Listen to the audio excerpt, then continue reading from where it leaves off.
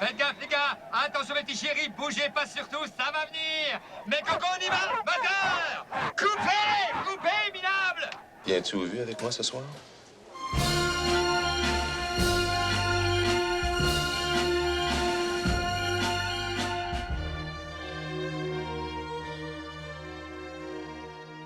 Claude, évidemment, comme réalisateur, il y a un roman à écrire sur lui parce que c'est beaucoup de choses.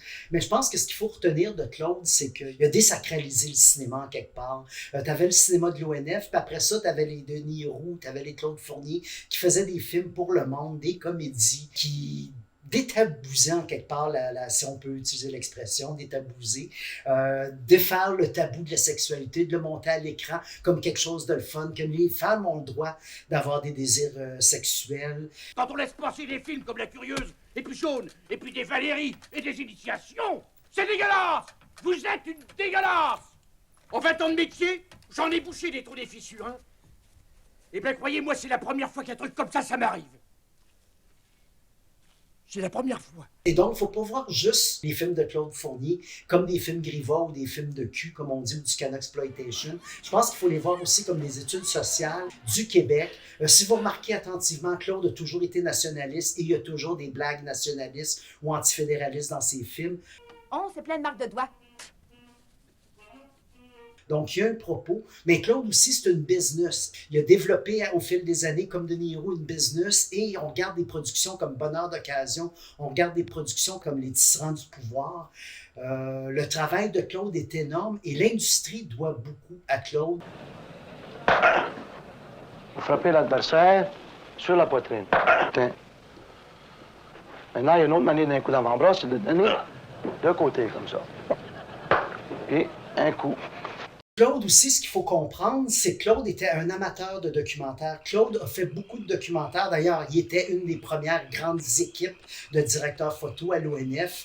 Je vous invite à aller revoir ces films d'ailleurs, documentaires qu'il a fait à l'ONF, qui sont disponibles sur le site de l'ONF. Et Claude était tellement empreint de documentaire que tout l'œuvre de Claude, en quelque part, doit être vu comme un documentaire social. Son amour du gros plan, son amour des acteurs. Il est en train de documenter en quelque part le Québec. Peu de gens le savent, mais Claude, dans les derniers jours de sa vie, allait tous les jours manifester. Pour lui, c'était très important. Donc, à tous les jours, il allait à midi chanter l'hymne national de l'Ukraine, donc devant l'ambassade de l'Ukraine. Et Claude avait acheté des billets. Lui voulait aller cet été. Il partait avec sa caméra et il avait comme plan cet été 2023 d'aller en Ukraine et de filmer un documentaire sur cette guerre-là qui l'horripilait. Et c'est ça, c'est que Claude a toujours été un grand amant du documentaire, un amant de la liberté. Et c'est pour ça que j'aimerais vous laisser sur cette anecdote-là, parce que je trouve que ça résume bien Claude le grand curieux et Claude le documentariste. Et tout ce que Claude a fait dans sa vie, c'est qu'il a documenté le Québec. J'ai rencontré Claude il y a plusieurs années, en fait, parce qu'il venait à Fantasia et moi, j'étais vraiment impressionné. Puis il venait à toutes les projections d'une section que j'avais qui s'appelait Genre du pays, dans laquelle je m'amuse à présenter des films oubliés, perdus, boudés. Et on a commencé à se parler le soir où il est venu voir le film Mustang, qui était bien impressionné, qu'il y avait plein de monde, c'était à la Cinémathèque. Et c'est là qu'on a commencé à se rapprocher, à parler de cinéma québécois. Et c'est comme ça que finalement, on a eu l'idée de voir avec Éléphant, de présenter des films en grande première, des restaurations dans le ventre du dragon. Et c'est ça la force d'Éléphant, en fait, c'est qu'on remet au goût du jour en 4K des films extraordinaires qui souvent sont disparus, perdus, oubliés, qui n'ont pas été sortis en DVD. Et je pense que c'est un projet qui est très important. Et Claude, pour moi, c'est beaucoup ça aussi. C'est Claude et Marie-Josée, parce que c'est un duo indissociable. La collaboration qu'a eu Éléphant avec Fantasia a été extraordinaire. On a toujours travaillé ensemble. Et s'il y a une section encore aujourd'hui qui s'appelle Genre du pays, c'est parce que j'ai eu l'aide de gens comme Claude Fournier et Marie-Josée Raymond pour les monter. À une heure où, mettons, moi, mes premiers films, je commence déjà à me demander s'ils sont trouvables là, dans le fin fond d'un disque dur. Je pense que le mandat d'éléphant, même à l'ère du numérique, est vraiment, vraiment, vraiment essentiel. Puis aussi, voir les films du patrimoine québécois classique, les redécouvrir, c'est vraiment essentiel là, d'avoir une curation, d'être capable de mettre de l'avant les films qui ont marqué le Québec à d'autres époques et ensuite comprendre comment ces films-là ont pu influencer d'autres cinéastes et ainsi de suite. Moi, le nombre de super bons films que j'ai découverts, là, loués sur iTunes, pas cher, ou carrément sur Illico, là, via des restaurations éléphants, je les compte même plus. Donc moi, je salue le travail d'Éléphant. Je pense que c'est essentiel.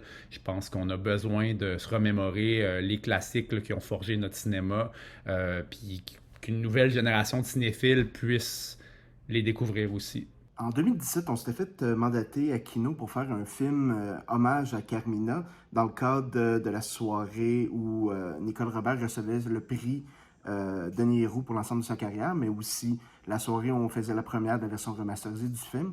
Et je me rappelle qu'à l'époque, déjà, pour moi, ma co-scénariste Christine Doyon, ça avait été extrêmement compliqué de trouver une copie du film. La seule truc qu'on avait trouvé sur Internet, c'était sur YouTube, une version piratée mauvaise qualité, doublée en anglais du film, ce qui n'était pas vraiment génial pour nous rafraîchir la mémoire sur le film.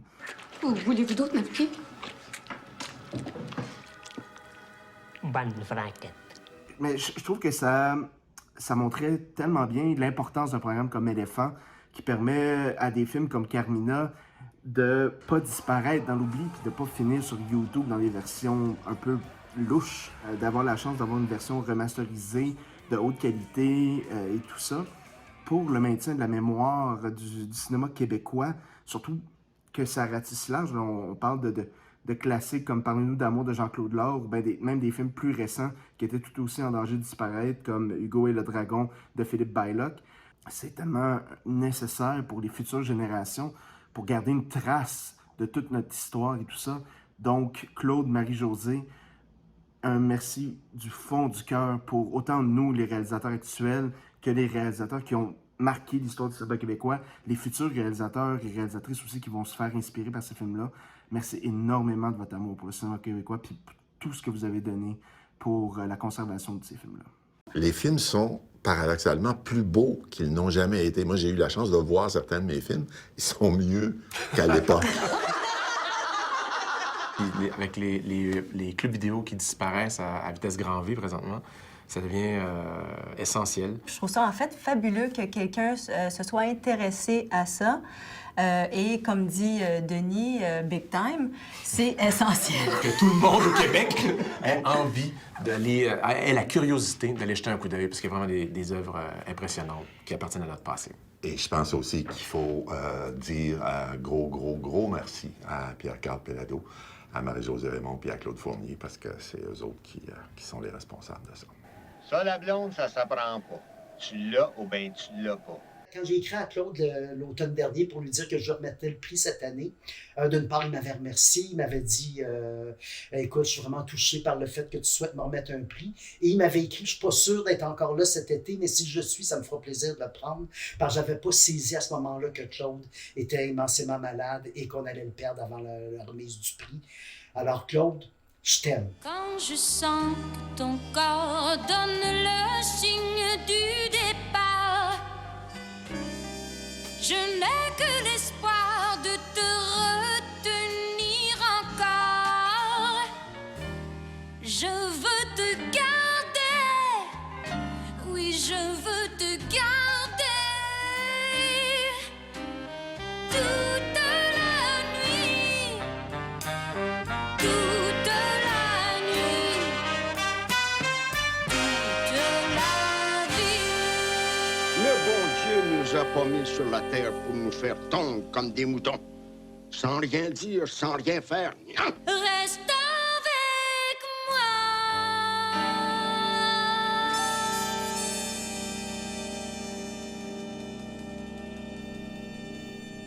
Rien de repu. Jamais.